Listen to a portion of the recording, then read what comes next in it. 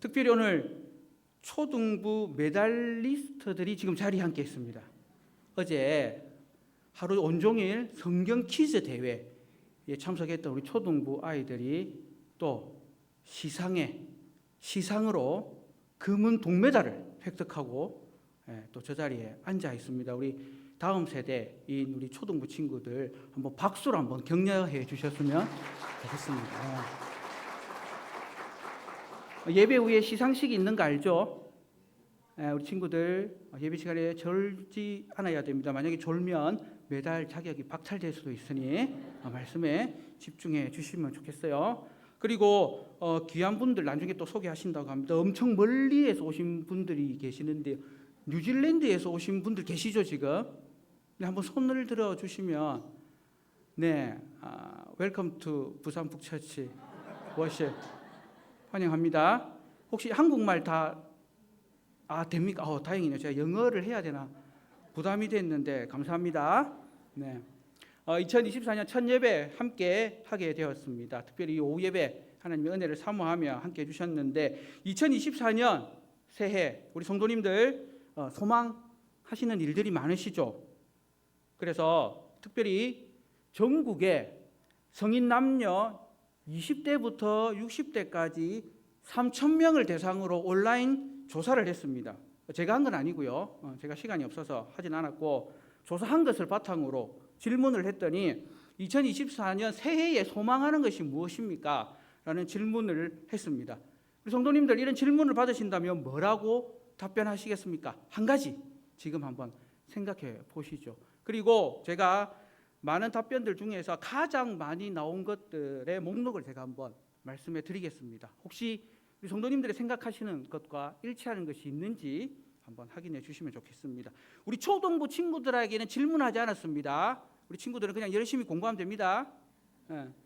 첫 번째, 2024년도 대한민국을 살아가는 성인 남녀들이 가장 소망하는 것은 무엇이었을까요? 첫 번째는 건강입니다. 건강. 무엇보다도 건강이 최고니 올해도 아프지 않고 건강하게 한 해를 지냈으면 좋겠다라는 그런 소망입니다. 동의가 되십니까? 저도 참 동의가 됐습니다. 얼마 전까지 제가 병원을 3군데나 다녔습니다. 치과를 다녔고 정형외과도 다녔고 내과를 다녀보니 이 건강 정말 중요하다. 저도 절실히 느껴지게 됐는데 어쨌든 이 땅을 살아가는 대한민국 국민들이 가장 첫 번째는 건강을 꼽았습니다. 그리고 두 번째는 무엇일까요? 두 번째는 그렇습니다. 돈 많이 버는 거라고 합니다. 경제적인 여유로움을 좀 가질 수 있는 그런 해가 되면 좋겠다. 돈 많이 벌어서 이제 하고 싶은 거 할 수 있는 그런 삶을 살았으면 좋겠다 하는 것이었습니다.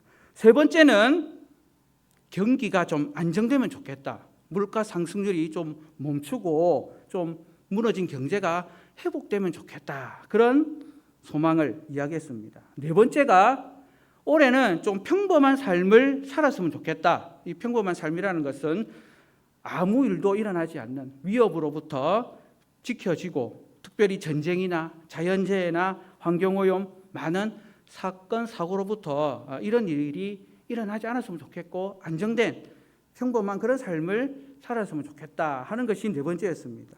다섯 번째는 무엇이었을까요?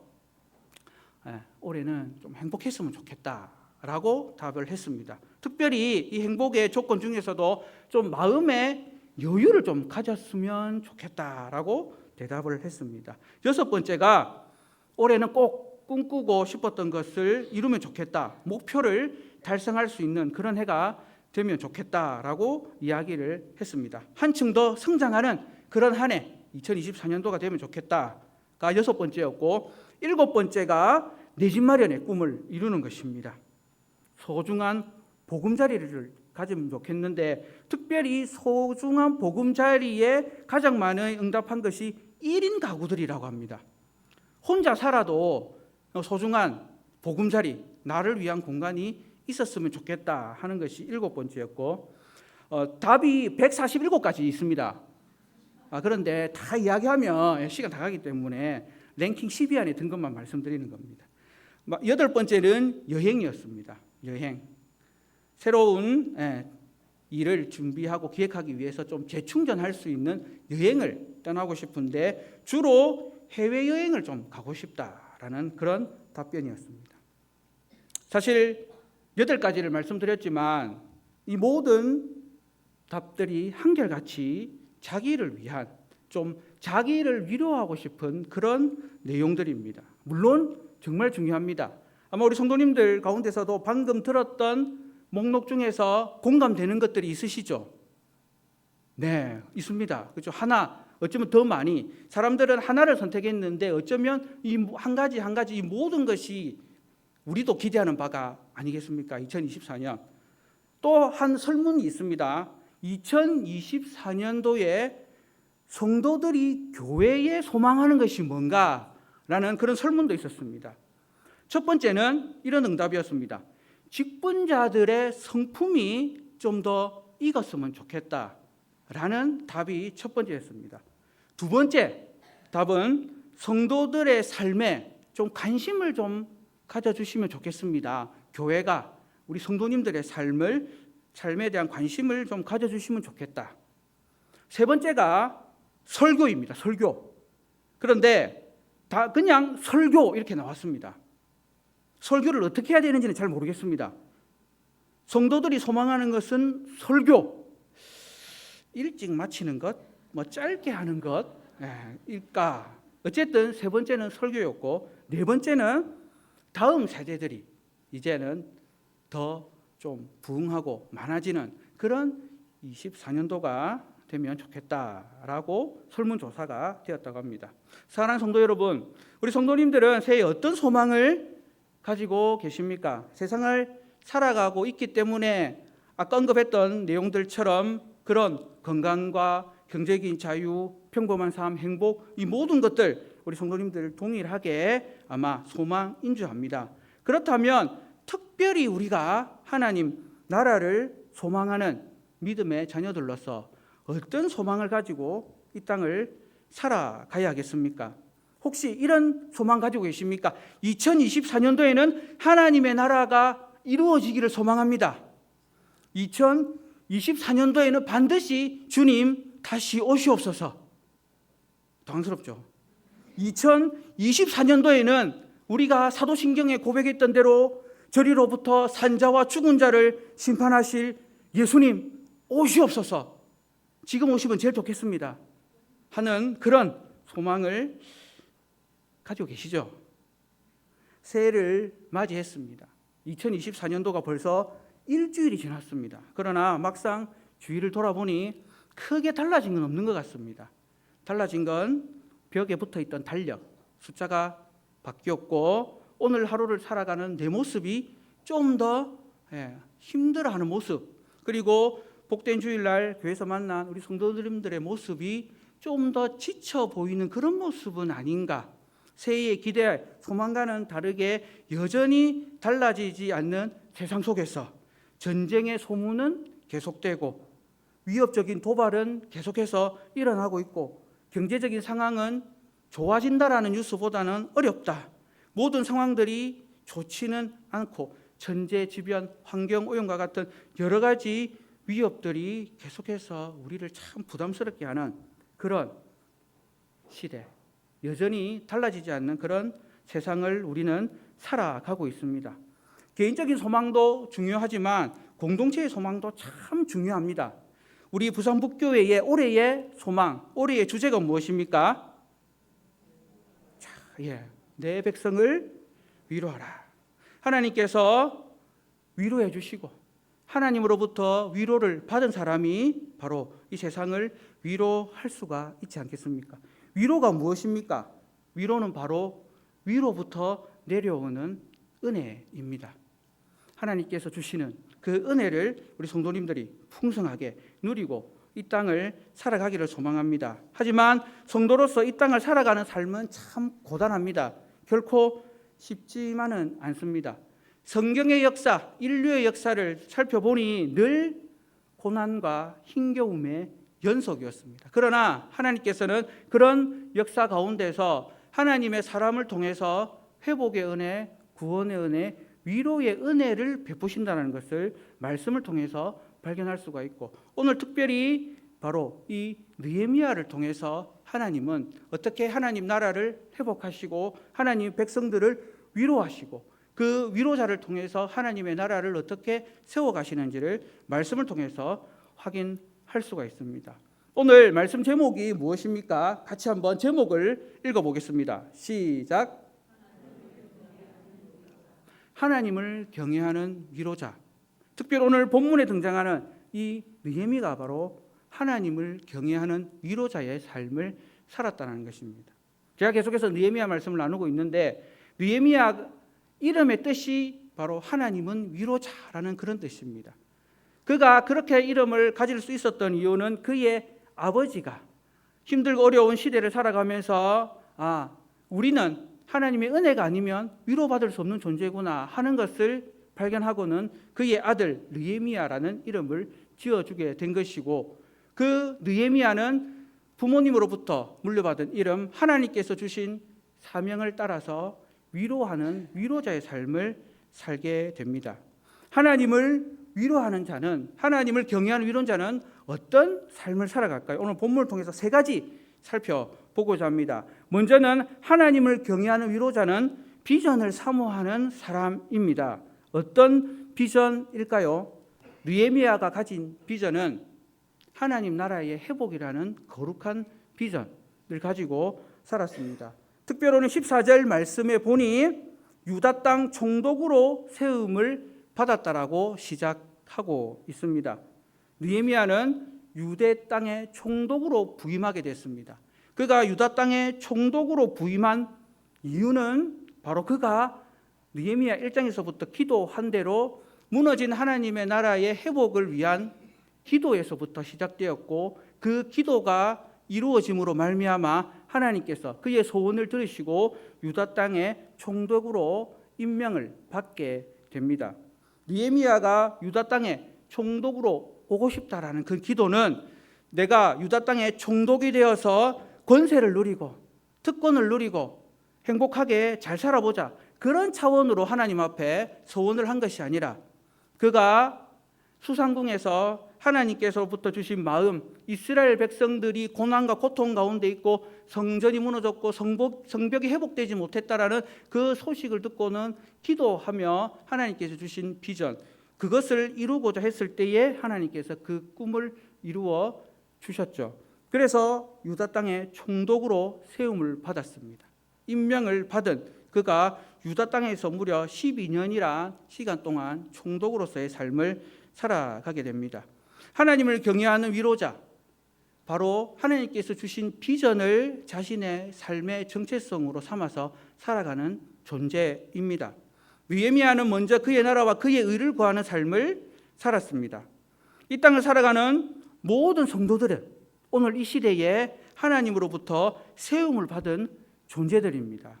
어떤 세움을 받았습니까? 무엇으로 임명을 받았습니까? 세상에서 특별한 역할로 세움을 받았습니다. 가정에서, 직장에서, 학교에서, 교회에서, 사회에서 각각 우리 모든 성도님들은 주어진 역할이 있습니다. 그 역할은 바로 하나님께서 우리의 삶을 통해서 무너진 하나님의 나라의 회복이라는 그 비전을 성취하기 위해서 우리를 그곳에서 불러주셨습니다. 가정에서 부모 자식으로, 학교에서 학생이나 교사로서, 교회에서 각각 주어진 직분, 그것들을 통해서 우리는 이 무너진 하나님 나라의 회복을 위한 삶을 살아가야 합니다. 그러나 잘못된 부르심 앞에 쓰임을 받게 된다면 공동체를 무너지게 하고 삶이 무너지는 안타까운 결과를 받게 됩니다. 그러나 하나님을 경외하는 마음으로 하나님께서 주신 그 직분, 하나님께 주신 그 세우심을 순종하는 사람이라면 하나님을 경외하는 마음으로 온전히 하나님을 섬기고 주신 그 비전을 성취하기 위해서 삶을 들여, 생을 들여 기꺼이 헌신하는 삶이 될 수가 있습니다. 느헤미야는 하나님께 주신 비전, 하나님 나라의 회복이라는 거룩한 사명, 먼저 그의 나라와 그의 의를 구하는 삶을 살겠다고 결단하고 헌신했습니다. 그렇게 세움을 받은 그는 무엇을 했느냐? 총독으로 세움받고 그가 어떤 모습으로 헌신했느냐 하는 것이 오늘 읽었던 말씀 가운데에 16절, 17절에 잘 기록이 되어 있습니다. 16절에 보니 16절, 17절에서 네 가지로 설명을 하고 있는데요. 먼저는 이 성벽 공사에 힘을 다하였다라고 기록하고 있습니다. 총독으로 와서 자신의 특권을 누리기보다는 하나님께 주신 비전, 그것을 위해서 그는 힘을 다해서 수고했다라고 고백을 하고 있습니다. 두 번째는 땅을 사지 않았다라고 기록을 하고 있습니다. 왜 땅을 사지 않았을까요? 그때에 땅을 산다라는 것은 땅을 사면 더 많은 곡식을 수확할 수 있기 때문에 자기의 부를 축적하는 일이 됩니다. 그러나 느헤미야는 공사하는 일에 힘을 다했습니다. 하나님께서 주신 사명을 이루는 데에 집중을 했지 자신의 사리사욕을 채우는 데에는 집중하지 않았다는 것입니다. 물론 그가 땅을 사도 됩니다. 땅을 사서 더 많은 농사를 짓고 더 많은 부를 축적해도 당연히 사람들이 인정해 줄 수 있는 그런 상황입니다. 그러나 그는 일부러 애써서 그런 일을 하지 않았다는 것입니다. 그리고 세 번째는 내 모든 종자들도 모여서 일을 하였다라고 기록을 하고 있습니다. 느헤미야와 함께 느헤미야를 돕는 자들도 느헤미야와 같이 함께 무너진 하나님 나라의 회복을 위한 비전을 공유하고 그것을 위해서 함께 헌신했다라는 것입니다. 그리고 네 번째 18절에 가니 이렇게 기록이 되어 있습니다. 총독의 녹을 요구하지 않았다라고 기록을 하고 있습니다. 총독의 녹이라는 것은 당시 느헤미야가 유대의 총독으로 왔기 때문에 당연히 누릴 수 있는 권리입니다. 물론 더 많이 착취했던 그런 총독들이 있었습니다. 그 총독들이 어떻게 기록이 되어 있냐니 바로 15절에 이렇게 기록이 되어 있습니다. 나보다 먼저 있었던 총독들은 백성에게서 양식과 포도주와 또 은 40세겔을 백성들에게서 어떻게 했다고요? 빼앗았습니다. 뿐만 아니라 그들의 종자들도 총독들을 돕는 스태프들, 함께 일하는 총독들의 직원들조차도 그것을 권력으로 삼아서 백성들을 압제하는 그런 모습들이 그 당시에 관행이었습니다. 총독으로 왔던. 그러나 이 느헤미야는 그렇게 하지 않았다는 것입니다. 그가 왜 그렇게 하지 않았을까요? 이유는 한 가지입니다. 바로 15절 말씀 마지막 부분입니다. 같이 한번 읽어보겠습니다. 마지막에 나는이라고 기록되어 있는 읽어보겠습니다. 시작. 나는 하나님을 경외함으로 이같이 행하지 아니하였다. 느헤미야는 하나님 앞에 분명한 부르심의 소명이 있던 하나님을 경외하는 사람이었습니다. 그렇기 때문에 무엇을 해야 되는지, 무엇을 하지 말아야 되는지를 너무나도 잘 알았던 그런 사람입니다. 그렇기 때문에 하나님께서 기뻐하시는 선한 일을 위해서 자기는 수고하는 것이지 이웃의 압제하는, 이웃의 것을 빼앗아서 자기의 사리사욕을 채우는 그런 일은 할 수 없다라는 것입니다. 왜일까요? 그는 바로 하나님을 경외하기 때문입니다. 하나님을 경외하는 위로자는 바로 하나님께 주신 비전을 사모하고 그 비전을 이루기 위해서 즐거이 헌신하는 사람임을 오늘 이 느헤미야를 통해서 깨달아 알 수가 있습니다. 그리고 두 번째, 하나님을 위로하는, 하나님을 경외하는 위로자는 바로 이웃을 사모하는 그런 사람입니다.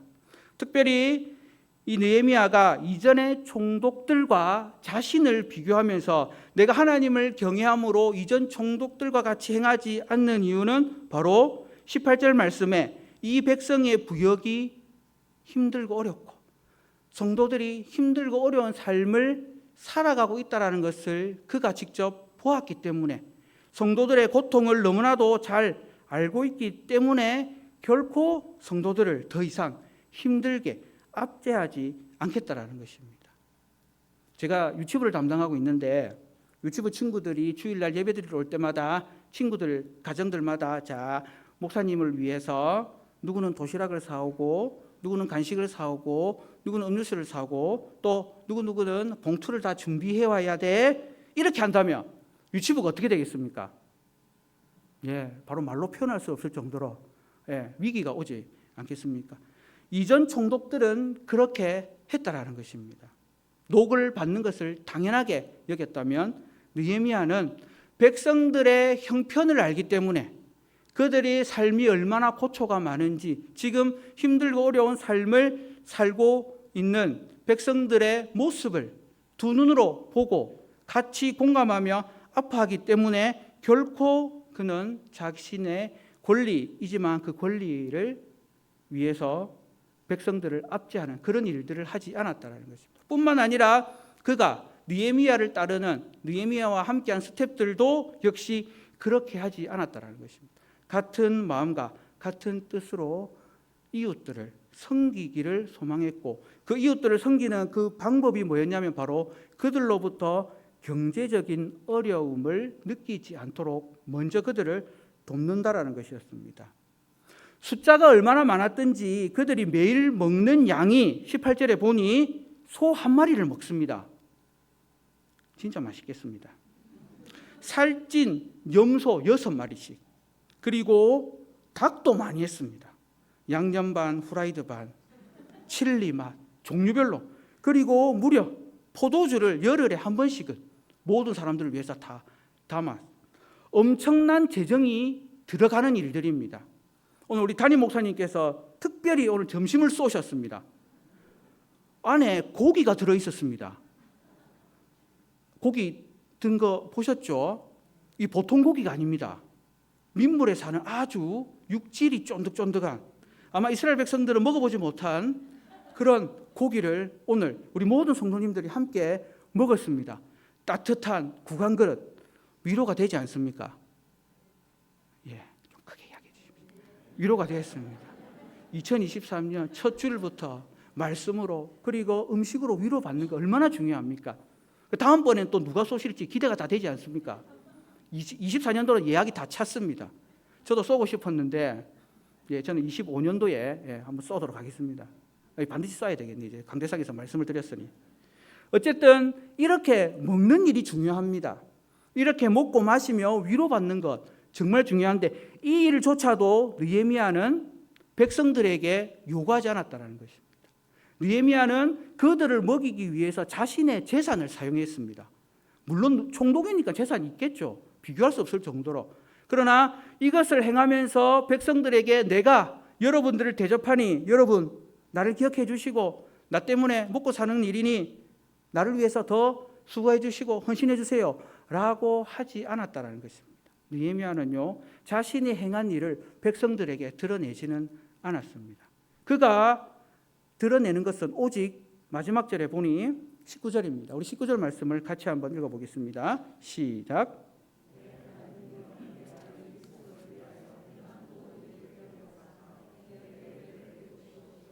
아멘.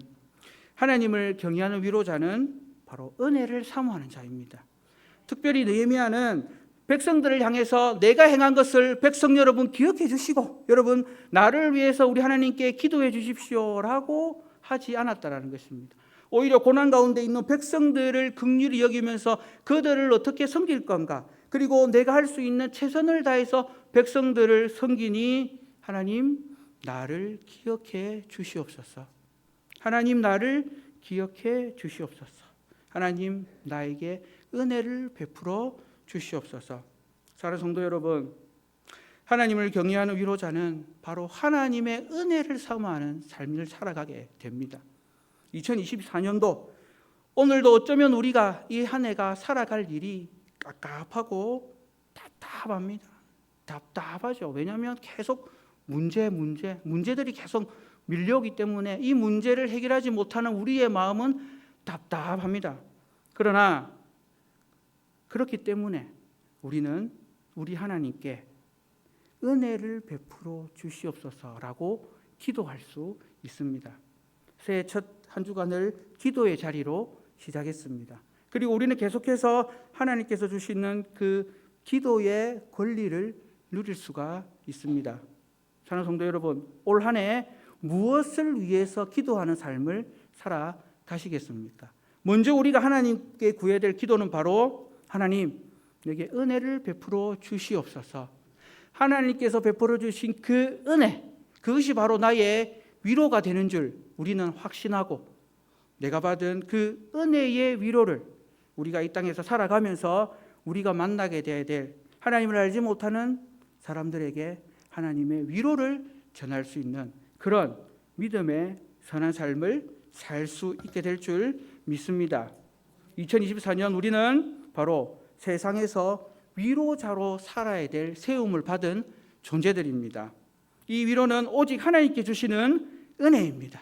이 은혜를 받은 사람, 곧 위로를 받은 사람만이 살아낼 수 있는 삶이 됩니다. 느헤미야와 같이 하나님을 경외하는 위로자들이 되시기를 주님의 이름으로 축복합니다.